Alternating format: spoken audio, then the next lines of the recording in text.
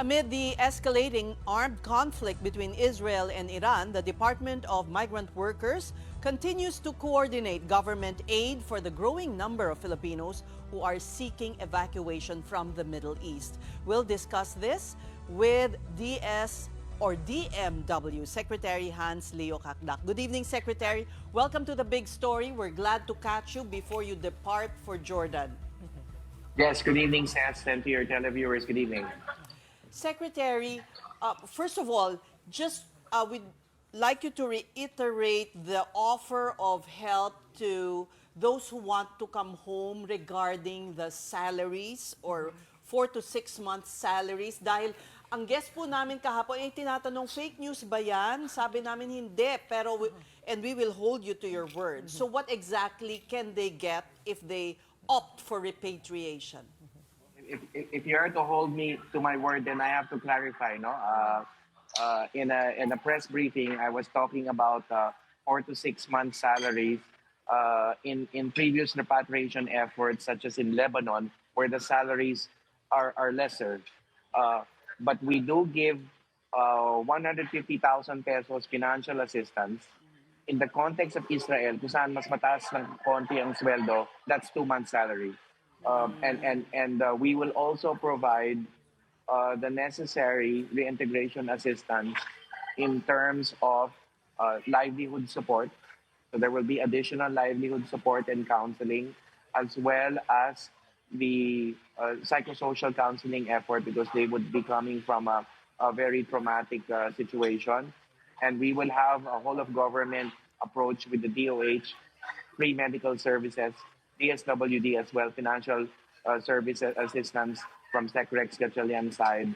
And then TESDA, DG Kiko Benitez will be providing free training vouchers so that if they choose to upskill themselves or enroll in a Rock Tech course, then they will have this for free with allowances on the side. So these are the packages, the whole of government approach, anointed by the president, that will await those who are returning. Of course, medical service, yung sinasabi ko kanina, DOH, Sected Herbosa, over and above all that, kung kailangan ng libreng paggamot, libreng consultation or treatment, kasama rin yun upon their return. So ngayong klaro yan. Secretary, tell us about your mission now to the Middle East and how the repatriation will be done. Yes, we will have an initial batch on Monday, and that's why I've been asked, directed by the president, to go to the Middle East, and I'm leaving tomorrow. First to Beirut as a preliminary stop.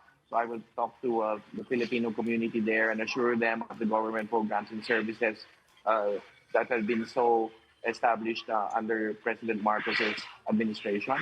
And of course, moving on to Jordan, where we will work on receiving those who are crossing over.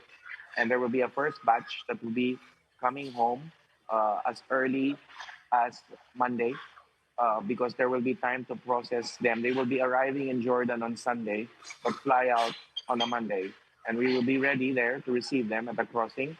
And this will be the first of many batches. 178, according to your report, have expressed interest to come home. So it's a matter of processing the documentation. So the first batch will be how many? Do we have a figure? It will be around 26. 26 will be the first batch. We have been working on this anyway. I think I need to emphasize, Seth, that our assistance efforts have started on the ground since Saturday, day one of this conflict.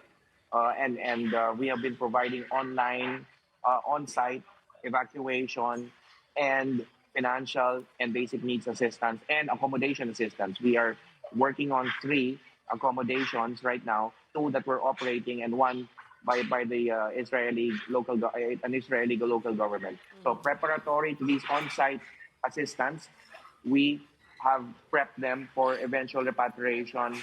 As I said, crossing over to Jordan on Sunday and flying out on Monday. First batch.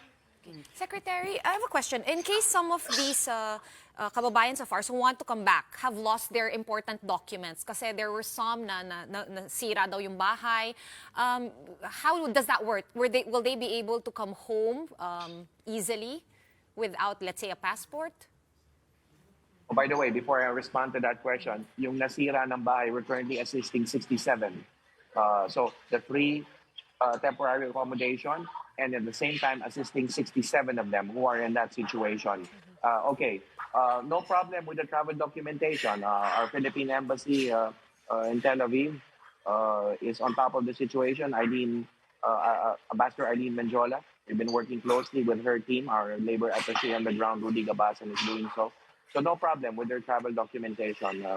There is always a way to bring home an OFW in terms of documentation. But in the meantime, as I said, speaking of those who have lost their homes, then we're assisting 67 as we speak. Well, Secretary, nabanggit nyo nga po, over 170 OFWs have already signified that they want to come home. But there are still a lot of OFWs who choose to stay in Israel and Iran. What are some of the reasons that they are citing on why they choose to stay despite the tensions ongoing? Kasi hindi pa po mandatory as of now ang evacuation. That's right. It's voluntary repatriation. So we go for the good judgment, wise, sound judgment of our dear OFWs. I mean, they made the sound judgment to afford themselves overseas employment. So in the same way, voluntary repatriation, we will leave it to their sound judgment. One good reason could be the nature of their work. 80% of OFWs in Israel are caregivers. That which we are most known for, our caring, loving attitude in terms of serving our clients, customers, in this case, their elderly patients or wards in their respective employer households. So it's the nature of their work. They are serving in a dedicated fashion. They have been acclimated to their work environment, emotionally tied to their elderly wards, patients, and it's just our nature, I think, in general. So it's rather attributed to the quality and the work dedication, work ethic of our caregivers. So that's first and foremost, I think. It's the nature of their work. And of course, on the financial side, there is income. There is steady income. But as I said, this had already been addressed by the financial assistance to stem the tide for them. You don't have to be for good returning OFW for good to be afforded 150,000. The important thing is to get one out of difficult or harm's way. Uwi muna. We provide the stemming the tide assistance, so to speak, and then one could come back when all is said and done. I mean, all returns to the normal situation. Mm-hmm. You said that the first batch will be 26 muna, but will they all, those 150 plus or 70 plus from Israel, will be brought straight away to Jordan in one go, or by batches? There will be two steady batches. It's the nature of the situation too, says security factors. Should I say also bureaucratic administrative requirements. So it's just the nature of the situation. It can't just be one big go. But rest assured, we'll bring all of them home. Those who want to come home on a voluntary basis, we'll bring them all home safely. Okay, but they won't be together with government officials. I think 17 or 18 government officials who have been evacuated from Israel to Jordan currently. Well, that would be a different group. I'm not entirely privy to that. They're not OFWs, so I won't be privy to how exactly that would be going. But as I said, we've been acting on the situation since day one, and it will come to pass that they will all be ready for repatriation. And again, as I said, starting with the first batch on Monday. Secretary, well, the Philippine government has already raised alert level 2 in Iran. It's the same alert level applied to Israel. Tell us about that and the ban right now on newly hired OFWs. So ano na po mangyayari sa kanila, Secretary? Yeah, Iran, I think your report has already mentioned, we're also bracing for a repatriation. There are, of course, a drastically fewer number of OFWs in Iran, 30 by the count of our embassy. There are more should I say, non-OFW Filipinos in Iran married to Iranian nationals with their Iranian children. So that's the bulk of the Pinoys in Iran. But rest assured, we're starting already with at least with a number of around 14 to be repatriated also very soon. I just don't want to give the timeline on the Iran effort, including the details of their repatriation for security reasons. It's more challenging to get them out of the border than Israel. That's right. That's right. But at the same time, it's possible. So we can do this in Iran as well. We're working closely with Ambassador Robert Manalo and the embassy in Tehran. There was also news when this broke out, Secretary, na may mga iba nga na papunta pa lang sa Middle East tapos na stranded po sila sa mga airport like sa Dubai. How are they now and are they back? Mm-hmm. So there are 58 total that we've helped. 52 have come home. Mm-hmm.